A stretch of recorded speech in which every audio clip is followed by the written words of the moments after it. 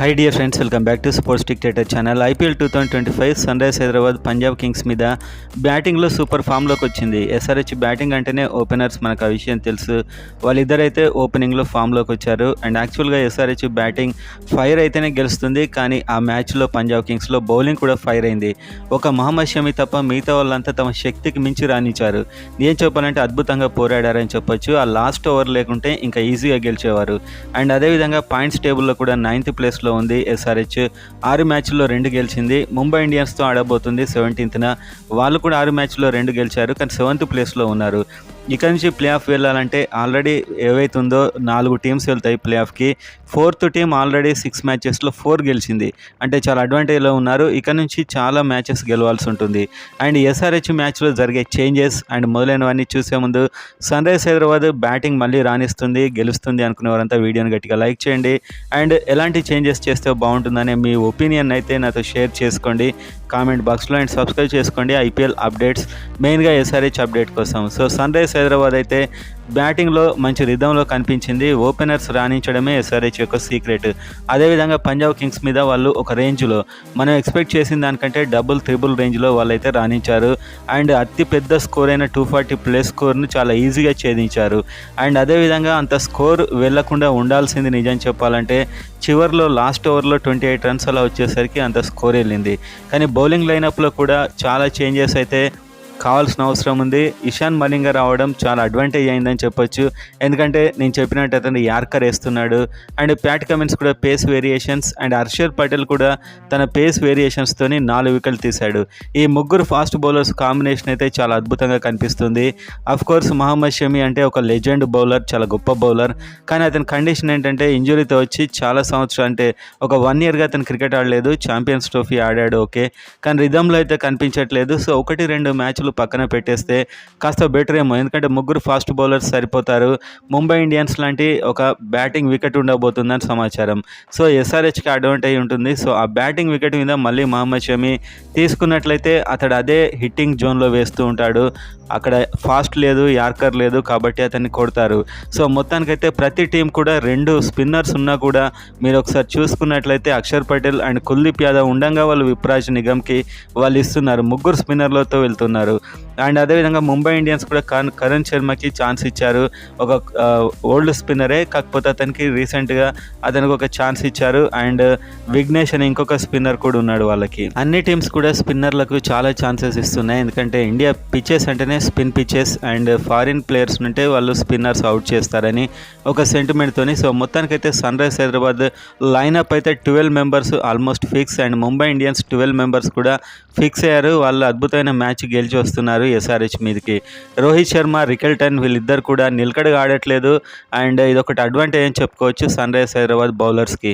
And నేను కామెంట్లో గమనించాను, మహమ్మద్ షమిని తీసేస్తే పవర్ ప్లేలో ఎవరు వేస్తారు అంటే, పవర్ ప్లేలో షమి అంత అద్భుతంగా ఏం వేయట్లేదు. ఇషాన్ మలింగ అద్భుతంగా వేయగలడు అని నాకు అనిపిస్తుంది. ఎందుకంటే ఇషాన్ మలింగ యార్కర్, అతడి యొక్క పేస్ వేరియేషన్స్ చూశాక అతనిలో బ్రైట్ ఫ్యూచర్ కనిపించింది నాకు.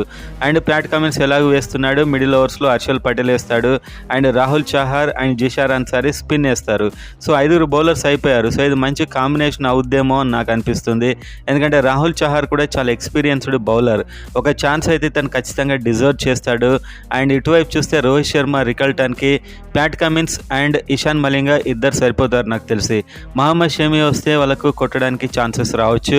సో ప్రజెంట్గా నేను 6 మ్యాచెస్ చూసే షమి గురించి చెప్తున్నాను, ఎందుకంటే ఏ మ్యాచ్లో కూడా అతను డేంజర్గా కనిపించలేదు. ఒక లెజెండ్ ప్లేయర్, అది ఎవరు కాదనలేని వాస్తవం, కానీ మనం ప్రజెంట్ సిచ్యువేషన్ని నమ్ముకోవాలి.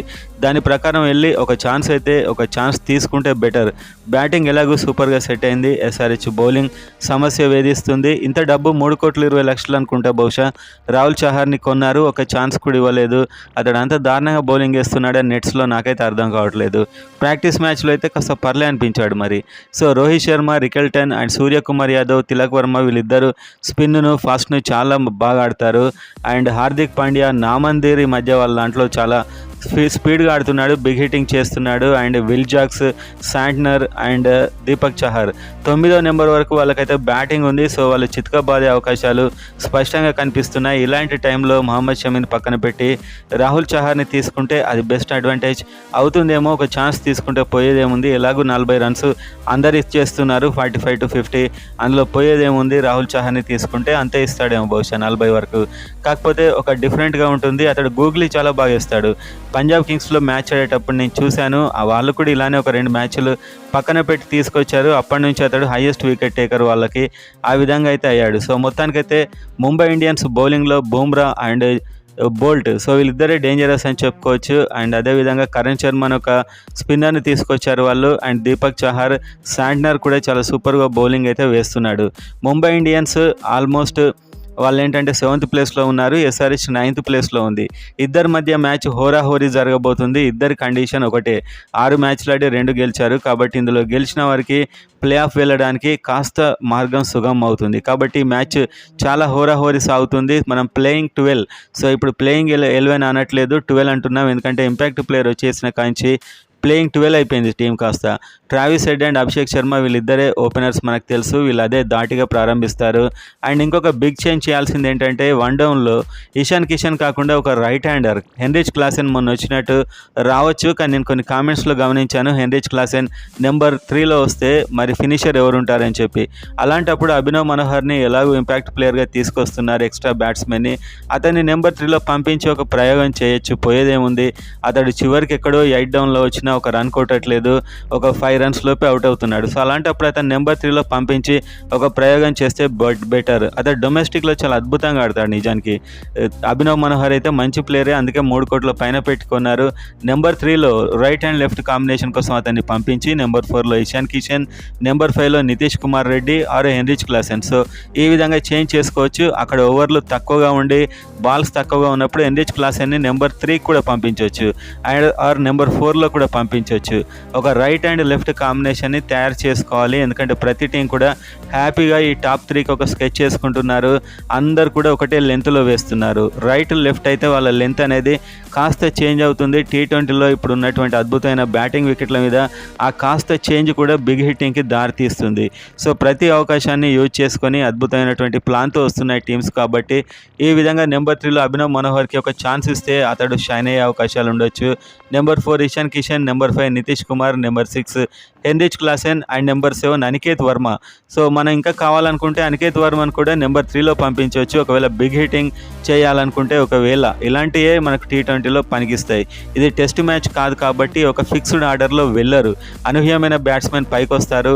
ఇప్పుడు T20లో చాలా పెద్ద ఇన్నింగ్స్లు అవసరం లేదు, ఒక 15 బాల్ ఆడి 35 రన్స్ కొట్టి వెళ్ళిపోతే అతడు సక్సెస్ అన్నమాటే, అతడు ఒక సెంచరీ కొట్టినట్టే.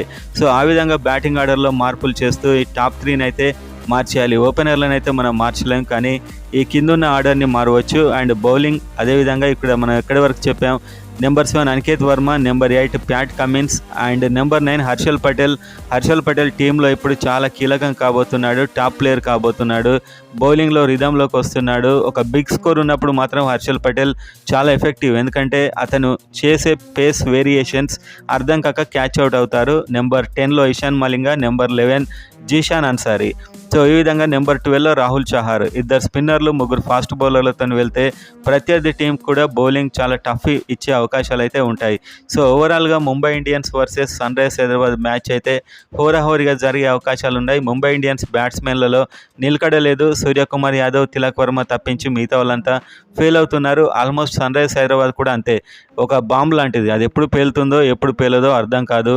సో పేలితే మాత్రం మ్యాచ్ విన్ అన్నమాట. మొన్న మన అభిషేక్ శర్మ, ట్రావిస్ హెడ్ చూసాం. సో అలాంటి బ్యాటింగ్ లైనప్ ఉన్న ఎస్ఆర్హెచ్ ఈ చిన్న చేంజెస్. అండ్ నేను ఇక్కడ థంబ్నెయిల్లో పెట్టినట్టు ఓపెనింగ్ చేంజ్ అంటే అది bowling. Ishan Malinga, Pat Cummins వీళ్ళు వేస్తే బాగుంటుందని నాకైతే అనిపిస్తుంది. ఇషాన్ మలింగ ఓపెనింగ్ బౌలర్గా చాలా షాక్ ఇవ్వగలడు ప్రత్యర్థి టీంకి అనిపిస్తుంది.